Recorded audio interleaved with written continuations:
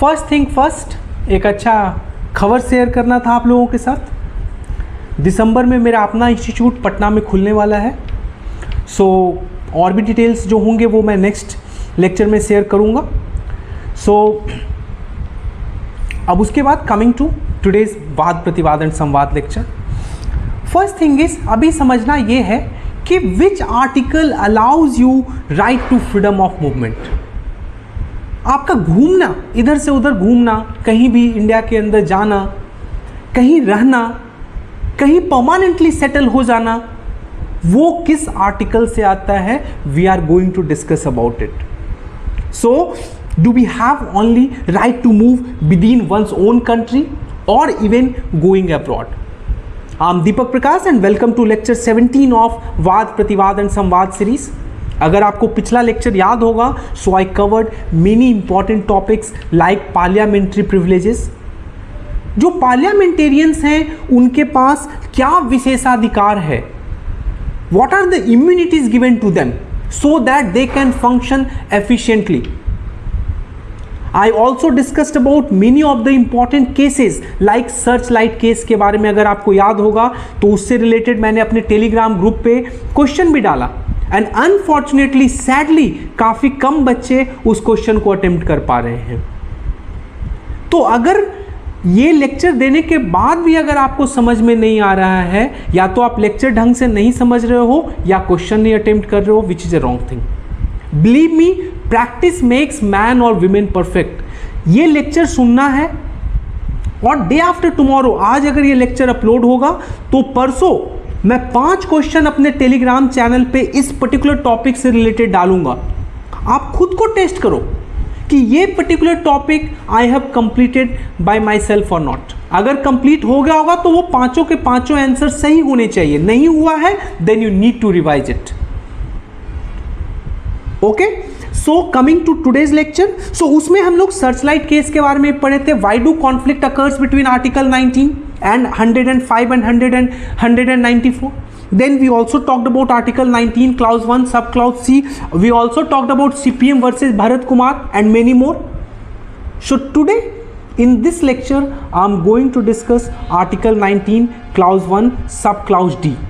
सब clause D and sub clause E के बारे में डिस्कस करूंगा। That's the one thing. Second I am going to discuss, जो कि आपको कोई भी बेसिक बुक्स में भी नहीं मिलेगा, at 2 cases related to article 19 clause 1 sub clause D. One is Kharak Singh versus state of UP. दोनों एक ही 2 साल के डिफरेंस पे है। एक है 1963 का केस और एक है 1964 का case, Kaushalya versus state of UP. Then the third topic is dimension of freedom of movement. Freedom of movement के कितने dimensions हैं we are going to discuss, and ultimately inner line permit system. Inner line permit के बारे में आपने सुना होगा. So what exactly it is we are going to discuss about it. Coming to article 19 clause 1 sub clause D. So article 19 clause 1 sub clause D confers, and E दोनों के बारे में अभी बता रहा हूँ, confers fundamental right to move freely throughout the territory of India and to reside and settle in any part of the territory of India. मैं दोनों article 19 clause 1 sub clause D and 19 clause 1 sub clause ई के बारे में separately discuss करूंगा, so that you can understand it in a proper manner, comprehensively आपका समझ में सब कुछ आ जाए. So coming to article 19 clause 1 sub clause D. So it confers fundamental right. किसके ऊपर करता है? हमारे ऊपर करता है, हम सिटीजन्स के ऊपर मूव करता है, to move freely throughout the territory of India. Throughout the territory of India. अब कॉन्स्टिट्यूएंट असेंबली में इसका वाक्य कहीं आपको नहीं मेंशन है, बट कॉन्स्टिट्यूएंट असेंबली के डिबेट्स का जब बुक पढ़ेंगे तो उसमें यू वुड रियलाइज कि there was debate regarding use of word within and throughout the territory of India. Within को यूज किया जाए कि थ्रू आउट को यूज किया जाए. And ultimately in constituent assembly most of the members agreed that the term within is very parochial, so let us use throughout. So it was decided in constituent assembly ki we'll be using throughout the territory of India. So you have fundamental right to move freely throughout the territory of India. So yahan pe basically throughout means the right of a citizen to move whenever he wants to wherever he wants to and howsoever he wants to or she wants to. So whenever he wants to, जब जाना है आपका मन, आपका जब भी जाने का मन हो, whenever you want to, wherever you want to, जहां आपको जाना है, देर आर सर्टेन रेस्ट्रिक्शन, उसके बारे में मैं डिस्कस करूंगा. And however you want to, जैसे जाना है पैदल जाना है पैदल जाइए, बैलगाड़ी से जाना है बैलगाड़ी से जाइए, ट्रक से जाना है ट्रक से जाओ यार, ट्रेन से जाना है ट्रेन से जाओ, फ्लाइट से जाना है फ्लाइट से जाओ, हेलीकॉप्टर से जाना है हेलीकॉप्टर से जाओ, provided those means of transportation are available. So यहां पर थ्रू आउट का मतलब ये है. सो यहां पे basically the term throughout also implies no part of this country should be made inaccessible to you. Every part of this country is accessible to you. Being the citizen of this country, क्योंकि आप इस देश के नागरिक हैं, आपके पास right है कि you can move to any part of the territory of India. You can freely move throughout the territory of India. So खड़गसी versus state of UP case में सुप्रीम कोर्ट ने फर्स्ट टाइम इस phraseology को define किया. What does it mean to have the fundamental right to move freely throughout the territory of India? And supreme court said it means right of locomotion, right of locomotion, locomotion move करने का right, which connotes the right to move wherever one likes to, whenever one likes to. जहां जिसको मन करता है घूमने का और जैसे उसको जाना है, उसके बारे में supreme court first time in खड़गसी case versus the state of UP, supreme court defined this phraseology कि व्हाट डज इट मीन कि fundamental right to move throughout the territory of India का मतलब है क्या. तो सुप्रीम कोर्ट बोलता है it is your right of locomotion. आप मूव कर सकते हैं जहां आपको जाना है और जहां नहीं जाना है. कैसे जाना है या कैसे नहीं जाना है, it is up to you to choose, it is up to you to decide, it is your choice. Then in a state of UP versus Kaushalya case, अगले साल ही एक केस आता है, वहां एक इशू वहां पहुंचता है सुप्रीम कोर्ट में कि can prostitutes do they enjoy freedom of movement like normal citizen? And the Supreme Court said no, they can be, their right can be curbed, restricted on at least two grounds, on health and on moral, public morals. So Supreme Court held that right of movement of prostitute may be restricted on the ground of public health and in the interest of public morals. Public health, AIDS है. अगर prostitution से if there is a corroborative evidence which shows that कि someone is having AIDS या some prostitutes are having AIDS, so their right to movement can be curbed.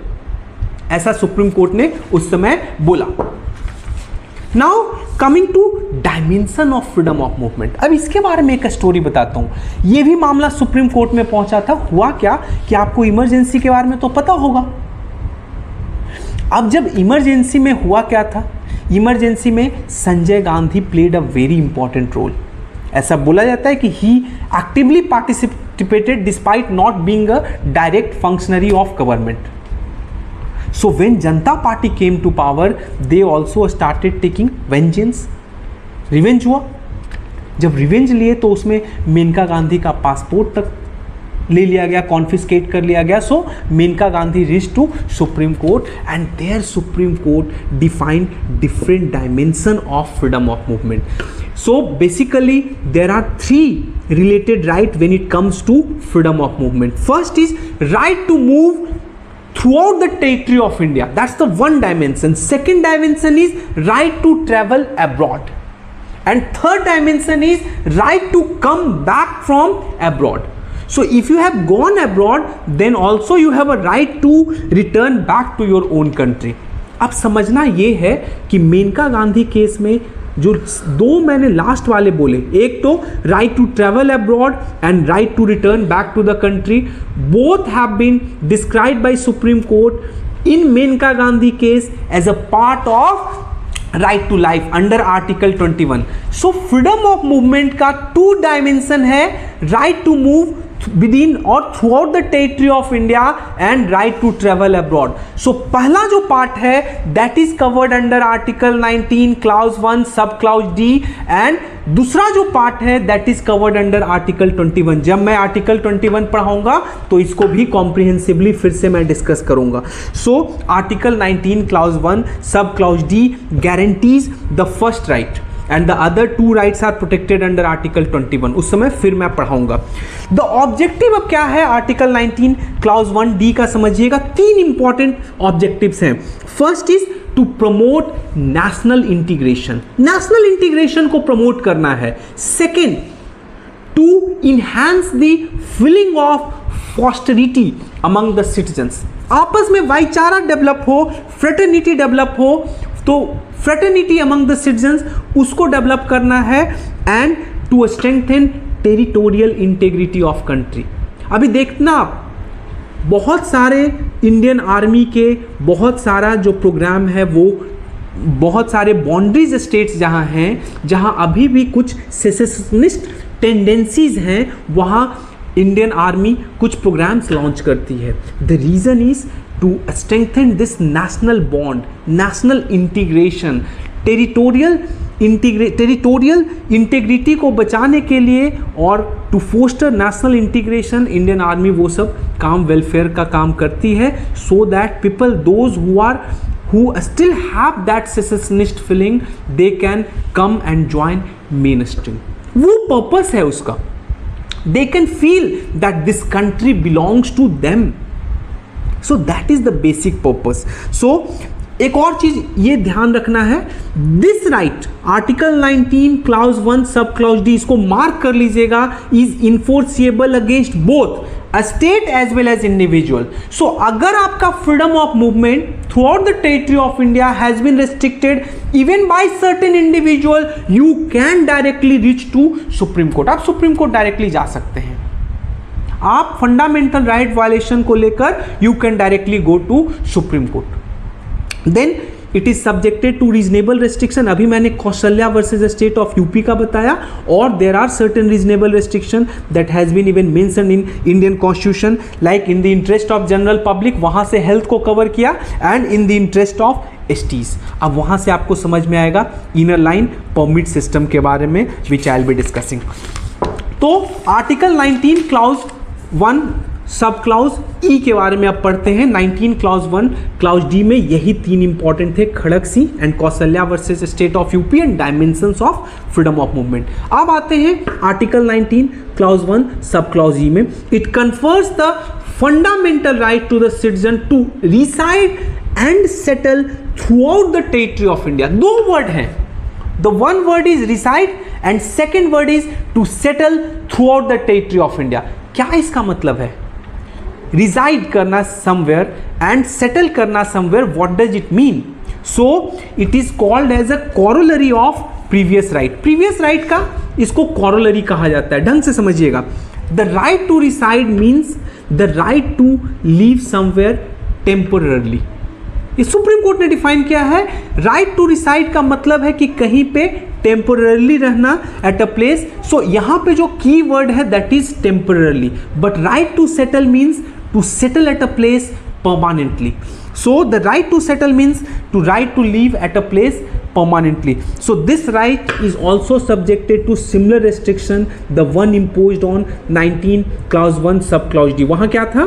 एक तो public normal in the general interest of the public, and second for STs, protection of STs, तो उनके लिए था. सो 19 clause 1 sub clause ई, वहाँ पे दो चीज याद रखना है कि रिजाइड का मतलब क्या है, सेटल का मतलब क्या है. These are two different word and exactly these two different words are keywords. दोनों वर्ड इंपॉर्टेंट है, दोनों का मतलब समझिएगा. What is the difference? Coming to few basics. एक और चीज बता देता हूं. Article 19 clause 1 sub clause D and E applies only to Indian citizen and not the foreigner. So a foreigner cannot claim right to move throughout the territory of India. वो claim नहीं कर सकते हैं. They cannot claim that I have also gotten the right to reside and settle in any part of the country. They can be expelled from the country. अगर भारत सरकार चाहे तो उनको उठाकर यहाँ से फेंक सकती है. सिंपल. ये याद रखना है हमेशा। सो it is only for Indian citizens. यहां तक मैं समझता हूं कि आपको कोई प्रॉब्लम नहीं होगी। Now coming to another important part, inner line permit system. एक एक वर्ड, की वर्ड को समझना है। इनर लाइन परमिट सिस्टम है क्या? पहला चीज, it is a special pass issued by the state to citizen and non citizen to visit certain restricted region of the country. State के द्वारा इशू किया जाता है, किसको? सिटीजन को भी as well as non citizen to visit certain restricted region of the country. There are certain regions where you can not go because in the interest of general public and in the interest of STs. Scheduled tribes का protection के लिए कुछ areas को inaccessible बनाया गया है, तो वहां आप नहीं जा सकते हैं। यू कैन नॉट से कि I have gotten the right to freedom of movement throughout the territory of India, वहां पे वो एप्लीकेबल नहीं होगा। तो वो स्टेट्स जहां इनर लाइन परमिट सिस्टम है, मैं जब प्रिपरेशन करता था तो उसको एक्रोनिम मीना के नाम से याद रखे हुए था, मीना। और अब एम उसमें जोड़ दीजिए, मीनाम।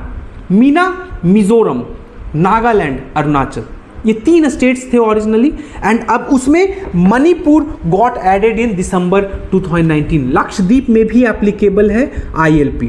देर are certain other states who are also demanding. So एक और चीज मैं बता देता हूं, it is obligatory for all those who reside outside the protected states. वो सब जो प्रोटेक्टेड स्टेट्स है उससे बाहर है, हम हैं, मैं हूं, मैं बिहार का रहने वाला हूं, मेरी वाइफ झारखंड की रहने वाली है, मेरा बेस्ट फ्रेंड दिल्ली का रहने वाला है। तो हमें अगर वो प्रोटेक्टेड एरियाज में जाना होगा, so we require inner line permit. हमें वो परमिट चाहिए, then only we can have access to that area, और उस स्पेशल पास के थ्रू ही हमें एंट्री मिलेगी, otherwise we can not enter in those areas. So it has been introduced. The aim इसका क्या था? To protect the social, cultural, economic interest of the STs living in those areas. So it is constitutionally valid. Constitutionally we valid है because it is explicitly recognized in form of protection of interest of the STs. क्योंकि explicitly recognized है, even Supreme Court has said कि inner line permit system is constitutionally valid. Origin of inner line permit के बारे में बता देता हूँ. Basically it originated way back during British period. So it dates back to Bengal Eastern Frontier Regulation of 1873. It prohibited both British subjects as well as Indians from entering into these protected areas. दोनों के लिए prohibition था. बाद में जब Indian constitution आया तो वहाँ से ब्रिटिश सब्जेक्ट को हटा दिया गया एंड इंडियंस को डाल दिया गया. हम लोग सबको, इंडियंस सिटीजन्स और नॉन सिटीजन अलाइक, चाहे इंडियन हो चाहे बाहर वाले हो, अगर उनको घूमने जाना हो, मान लीजिए कि नागालैंड में जाना है, so they require inner line permit system. So I have brought you to the most important, all the relevant cases, updated case dealing with both Article 19 Clause 1 Subclause D and E. So in next lecture अभी मैं क्या क्या discuss करूंगा? Article 19 Clause 1 Subclause G, doctrine of res extra commercium discuss करूंगा, all India Jamiatul Quresh versus state of Maharashtra discuss करूंगा, article 301 discuss करूंगा and many more. क्योंकि article 19(1) sub clause G is somewhat associated with article 301. Again I will tell you कि इस lecture को upload आज करूंगा तो परसों मॉर्निंग में I will be uploading 5 questions related to this topic on my Telegram channel. First, after watching it, take a notes and then do attempt those questions. जहाँ गलत करते हैं उसको मार्क कीजिए, because those are holes in your preparation. और वो leakage को रोकना है. मेरा काम यही है कि आपसे वो लीकेज ना हो, परफेक्ट काम करना है. Okay, so if you don't want to miss any of the next upload, please do like, share and subscribe. Thank you. Take care.